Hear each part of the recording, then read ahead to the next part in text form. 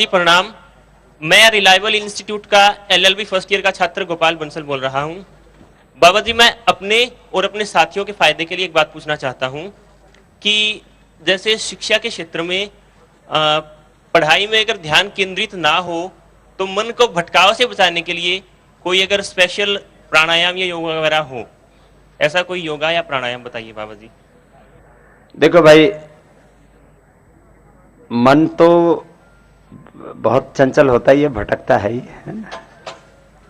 अब उसको भी ट्रेंड किया जाता है मन को। जी बाबा जी। तो मन दो तरह से ट्रेंड होता है, एक तो प्राणायाम ध्यान से और दूसरा विचार शक्ति से। एक तो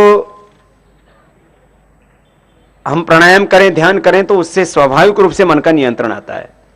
ये तो उसकी प्रैक्टिस हो गई कि आप कपालभाति अनुलोम विलोम कीजिए, 5 ही मिनट में आपका मन शांत हो जाता है। अनुलोम विलोम कीजिए, 5 ही मिनट में मन शांत हो जाता है।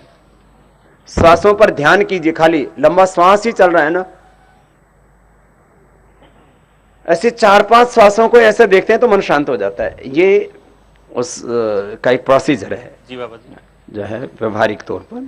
और दूसरा ये है कि अपने मन में हमें एक दृढ़ विश्वास रखना चाहिए कि मुझे अपने जीवन में अशुभ का स्वागत नहीं करना, कोई भी गलत बात को अपने भीतर प्रश्रय नहीं देना, उसको आमंत्रित नहीं करना, उसका स्वागत नहीं करना। तो जैसे ही कोई नेगेटिव थॉट आता है उसको उसी समय हटा दें। हम क्या करते हैं, कोई भी नेगेटिव थॉट आता है किसी भी तरह का, वो किसी भी संदर्भ में हो सकता है, डिफरेंट उसके सब्जेक्ट्स हो सकते हैं, सेक्टर्स हो सकते हैं। तो हम क्या करते हैं, जब भी कोई ऐसा लुभावना विचार आता है जिसमें शुरू में ऐसा लगता है हाँ ठीक है, ऐसे सोचते रहो। जैसे जो है बच्चा है, उसके मन में 2-3 तरह के विचार आते हैं यंगस्टर्स के। एक तो लड़का लड़कियों को एक दूसरे के प्रति विपरीत लिंग का आकर्षण, और उसमें आदमी खोता जाता है और पागल हो जाता है। फिर दूसरा पैसे के बारे में, मेरे पास इतना पैसा होना चाहिए, इतना ये गाड़ी होनी चाहिए, ये ऐसा मोबाइल होना चाहिए, ऐसे कपड़े होने चाहिए, ये सब होना चाहिए। तो दूसरा उसको सुविधाओं का जो है लालच, फैसिलिटीज का लालच।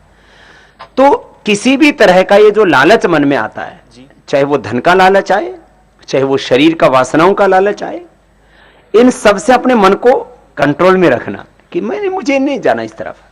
तो जैसे एक बार शुरू कर दिया ना, फिर वो चैन शुरू हो जाती है, और उस चैन में आदमी फिर ऐसे फंस जाता है जैसे मकड़ी अपना जाल बनाती है और खुद ही फंस जाती है, फिर आदमी निकल नहीं पाता है।